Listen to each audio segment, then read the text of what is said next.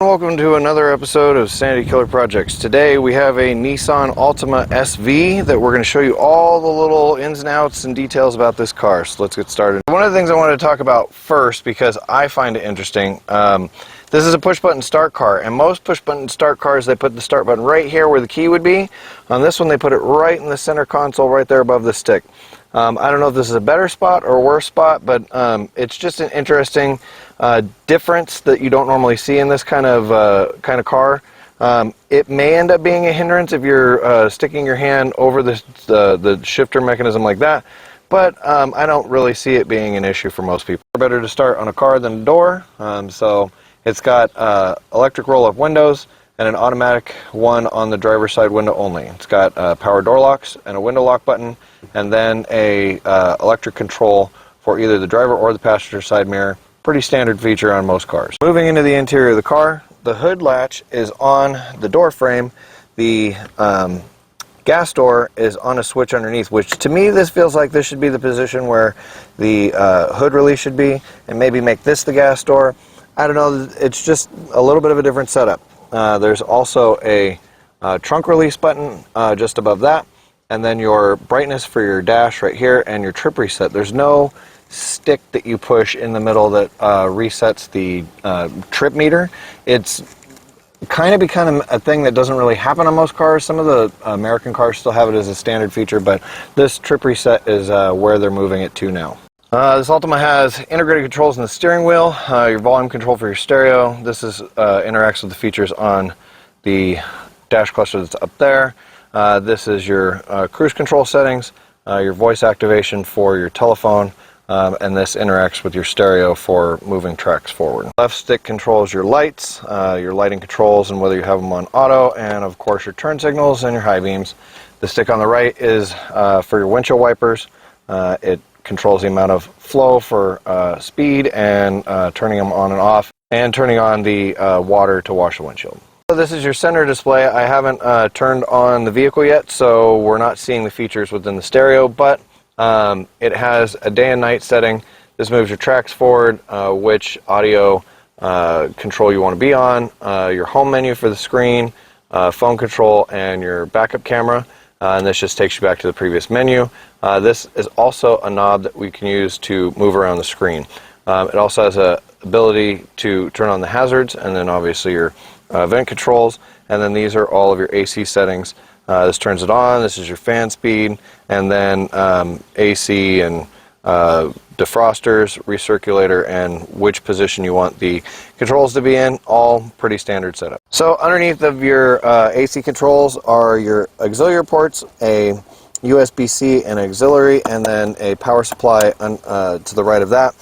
Then pretty standard stick shift, allows you to shift from any of the regular positions. The one interesting feature on this is it has a sport mode button just underneath the shifter, so it doesn't get in the way when you're selecting gears, because most people hold on to it like this. When you get into drive, you just tap this button down here and it puts it into sport mode, makes it more responsive, and then it has a couple of cup holders. The box is held underneath here. There's really nothing going on inside of it. It's just a single cup, nothing exciting. It's just a standard center console box. So built into the visor you have your lighting controls. This will turn on your individual lights on either side, and then this is just a sunglass holder. Rear view mirror functions like a standard rear view mirror. There's no electronics built into it. This being a push button start vehicle, it has a little entry screen that shows you what it's what the boot up menu is on the center, which is kind of cool because it shows the icon of the Altima and then rotates around it, and then shows you some warning indicators for position depending on your seat belts and if the doors are open.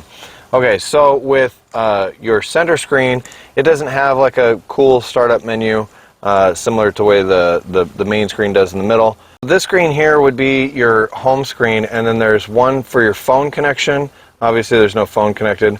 Your different audio settings. This runs with Apple CarPlay, and Android Auto is also a feature that is available with this. So the button in the middle here shows which Bluetooth device is connected, and generally it's going to end up being your phone. So in this, it's which Wi-Fi connections or USB or app. It'll actually tell you which ones are connected. As you can see, it's hooked up to Barbecue's phone, which is my buddy Eric, who we've done other videos with before. He's the one that had the Mazda that was wrecked not too long ago. We had the video of that about. This button here that says info gets you into the information system. If the car has apps on it and stuff, it'll allow you to access the settings for those apps. These ones are generally for like system updates, nothing super exciting in it. Then the furthest one over is for your settings. This one allows you to configure all the different things that you have set up on the vehicle, how you want the clock to look, which connections are set up, your audio sources, and then your camera settings, your apps. One of the features that pretty much comes standard nowadays in cars is a rear backup camera, so the minute you put it into reverse, it's going to show you what's behind the car. I think it's been required since 2016 for all vehicles to have that. If not, that's the hands-free year, but it was in and around those years that they required the rear backup camera to be standard. Next, let's take a look at the seats. The seats are actually fairly comfortable. They're set up in a wraparound system. It gives you a little bit more of a snug setup while you're sitting in it. The outer edge of the seats is a softer nylon that is much more comfortable to touch, kind of like a microfiber. And then inside of that, there's a heavier duty nylon that's got some ribs down in it.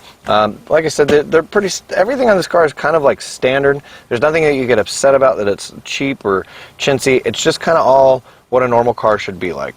So the rear of the car is same kind of seat, but this also features a 60-40 split that you can tilt down the seats from the rear to the front.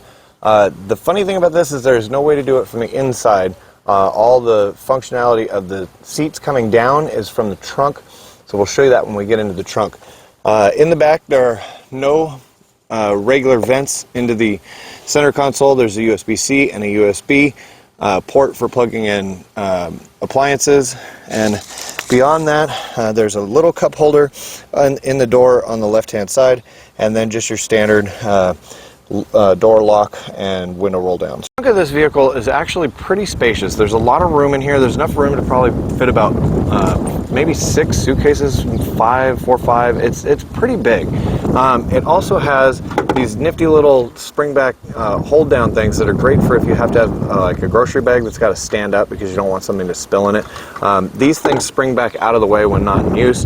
And then down in here, this car actually has a spare tire, which it sounds like a strange thing to call a feature, but a lot of cars in the late 20-teens didn't give you a spare tire. This one actually gives you a regular size spare tire, so that's a great feature to have in a car versus just having an air pump. As I mentioned when we were on the inside, there's no way to pull the rear seats down, so the release mechanisms are here, and this unlocks the seat so that the seat can come down, and then once it's open, you can access the through compartment. Now for the fun part. This comes with a 2.5 liter V6. It makes pretty good horsepower for what it is and gets 39 miles of the gallon highway and 27 city. It's kind of a big motor for what it is, but it actually gets really great gas mileage. The features inside of the engine compartment, one of the problems is it's still on a prop rod. There's no gas struts. There's no engine cover. Engine covers are not an expensive addition. They probably cost the manufacturer like $25, and then they charge hundreds of dollars in addition to it, but it makes it look like the motor is very clean looking. In this setup, it just looks messy, wires, hoses going everywhere. This would be great on a performance car that you're actually looking at the muscle that makes the car move. In this case, because it's a 2.5 liter 4-cylinder, this isn't what you want to see. You'd much rather have a cover on top of it. Nissan really needs to get on an upgrade to add that. The channel's not really set up to do driving videos, but I will say this car is pretty comfortable to drive. It seems to be able to handle itself and get out of its way. It's not bad for the price. For me, this is what you would just call a standard car. It's not bad for a standard car. It's not overly small in the interior. If you get inside of a Civic, it feels like the cockpit is surrounding you and that all the space is right around you. And this, it's a little bit more roomy. This is pretty standard for how a sedan should feel. And at the price, these guys are under $30,000 unless you add a whole bunch of options or get the high-end package on it. This isn't a bad car for what it is. The last feature I want to talk about with this is pretty simple. It comes with a remote that lets you in and out of the car since it's keyless everything. If you hold the lock button down and then the remote start, it will remote start the car. And that is a standard feature that comes with this SV. It also has an unlock button, a panic button, and if you hold this button, it opens the trunk. Having remote start is actually really nice, especially in like a cold climate area. Having the car already warmed up before you get out there, it usually will do stuff like turn the heater on and stuff for you too. So features like that are great on cars like this. So that's going to do it for the 2023 Nissan Altima SV. If you have any questions, comments, or concerns, as always, leave them in the comment field. We're more than happy to talk about issues that you may be having or are interested in talking about with these cars. As always, keep watching. Make sure to like, share, and subscribe. We'll keep making more content.